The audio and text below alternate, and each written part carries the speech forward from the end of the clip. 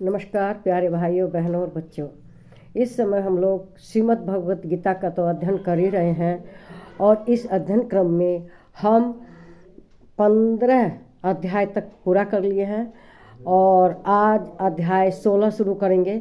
लेकिन उससे पहले श्रीमद् भगवत गीता के अध्ययन का क्या महत्व है, क्या महात्म्य है, इसका जानना जरूरी है, क्योंकि इसके अध्ययन करने से हमें क्या लाभ मिलता है ये जानेंगे। देखिए, आदमी बहुत तरह के कर्म भोगता है, बहुत तरह के पाप भोगता है, तो उन पापों से मुक्ति कैसे हो, मोक्ष कैसे प्राप्त हो, पृथ्वी लोक पर हम तरह तरह की यातनाएं ना सहें, तरह तरह के पापों को न भोगे, इसके लिए श्रीमद् भगवत गीता के इस 15वें अध्याय का जो महात्म्य है इसको सुनना जरूरी है और आप लोग इसे जरूर ध्यान से सुनेंगे।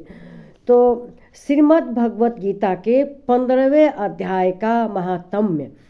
तो श्री महादेव जी कहते हैं, महादेव जी किससे कहते हैं? पार्वती जी से कहते हैं। कहते हैं, पार्वती अब गीता के 15वें अध्याय का महात्म्य सुनो। गोंड देश में कृपाल नरसिंह नामक एक राजा थे, जिसकी तलवार की धार से युद्ध में देवता भी परास्त हो जाते थे। उनका बुद्धिमान सेनापति शस्त्र और शास्त्र की कलाओं का भंडार था। उसका नाम था सर्व मेरुंड। उसकी भुजाओं में प्रचंड बल था। एक समय उस पापी ने राजकुमारों सहित महाराजा का वध करके स्वयं ही राज्य करने का विचार किया और यह निश्चय करके कुछ दिन ही बाद वह हैजे का शिकार होकर मर गया। मतलब जो मंत्री था खराब बात सोच रहा था, लेकिन वह हैजे का शिकार, जो इसके मन में खराब भावने आएंगे तो उसकी तो यही गति होगी, यही हुई। तब क्या हुआ, थोड़े समय बाद वह एक महाप्रतापी घोड़ा हुआ।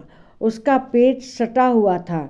घोड़े के लक्षणों को ठीक ठीक ज्ञान रखने वाला किसी वैश्य के पुत्र ने बहुत सा मूल्य देकर उस अश्व को खरीद लिया और यत्न के साथ उसे राजधानी वह लेकर चल। जो मंत्री था वह अगले जन्म में घोड़ा हो गया और उस घोड़े का जो महत्व था उसे एक वैश्य ने समझा और उसने उसे मुंह मांगा दाम देकर खरीद लिया घोड़ों को और फिर उसको लेकर राजधानी में चला गया।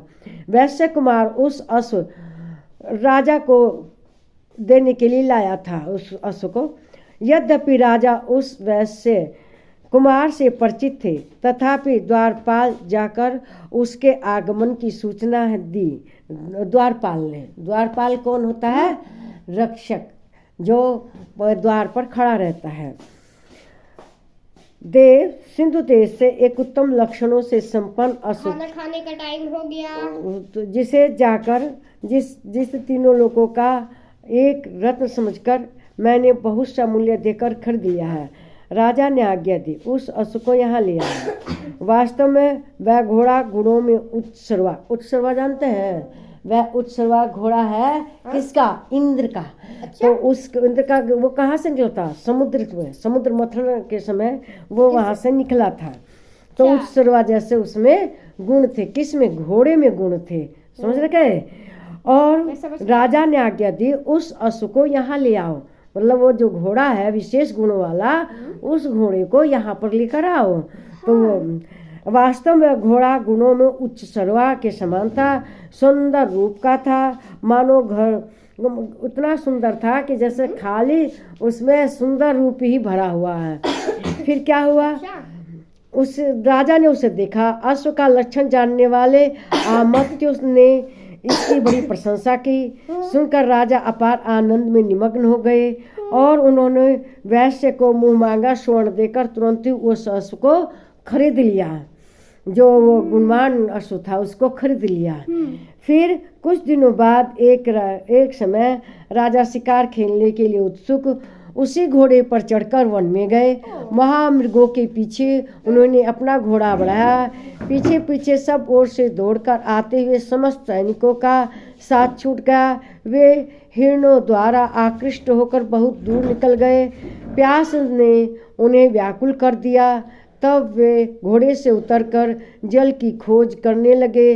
घोड़ों को एक वृक्ष से डाली में बांध दिया और स्वयं ही चट्टान पर चढ़ने लगे। कुछ देर जाने पर वह एक पत्ते का टुकड़ा हवा से उड़कर शिलाखंड पर गिरा और वह उसमें गीता के 15वें अध्याय का आधा श्लोक लिखा हुआ था। राजा उसे बाँचने लगे।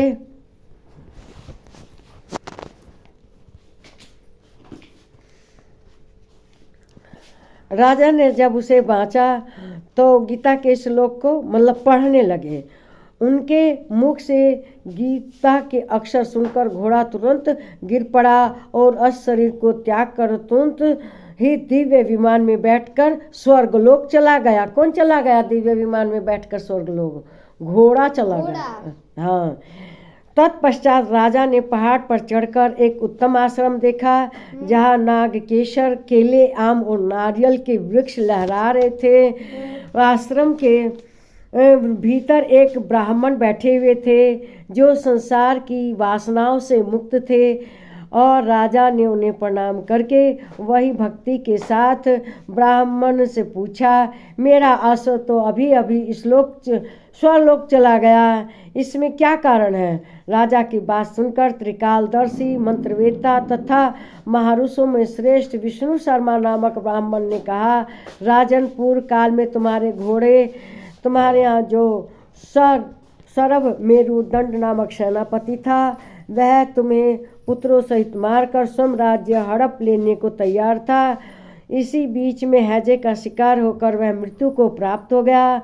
उसके बाद वह उसी पाप से घोड़ा हुआ और यहाँ कहीं गीता के 15वें अध्याय का आधा श्लोक लिखा मिल गया था। उसे ही तुम बाँचने लगे। उसी को तुम्हारे मुख से सुनकर वह अस स्वर्ग को प्राप्त हुआ। तो देखिए इसका कितना महत्व है। आधा मंत्र बाँचने से ही, और उसको सुन लिया, उसने बाँचा नहीं घोड़े ने, और स्वर्ग प्राप्त हो गया। अब इसका महत्व कितना है। आप भी अपने जीवन में गीता के 15वें अध्याय के श्लोक का पाठ किया कीजिए, जिससे कि आप लोग भी स्वर्ग को प्राप्त हों। तदंतर राजा के पार्श्ववर्ती सैनिक उन्हें ढूंढते हुए वहां पहुंचे। उन सब ने एक साथ ब्राह्मणों को प्रणाम करके राजा प्रसन्नता पूर्वक वहां से चले गए और गीता के 15वें अध्याय के श्लोक से अंकित उसी पत्र को बाँच कर प्रसन्न होने लगे। उनके नेत्र हर्ष से खिल उठे। घर आकर उन्होंने मंत्रवेत्ता मंत्रियों के साथ अपने पुत्र सिंहबल को राज्य सिंहासन पर अभिषिक्त किया, मतलब सिंहासन पर बैठा दिया और स्वयं 15वें अध्याय के जप से विसुचित होकर मोक्ष प्राप्त कर लिया। तो इसका महात्म्य कितना है कि आदमी को मोक्ष मिलता है। तो मेरे इस वीडियो को जरूर लाइक कीजिए, लाइक ही नहीं कीजिए, इस 15वें अध्याय को पढ़िए भी। इससे क्या होगा, आपको मोक्ष प्राप्त होगा। नमस्कार मेरे प्यारे भाइयों, बहनों और बच्चों।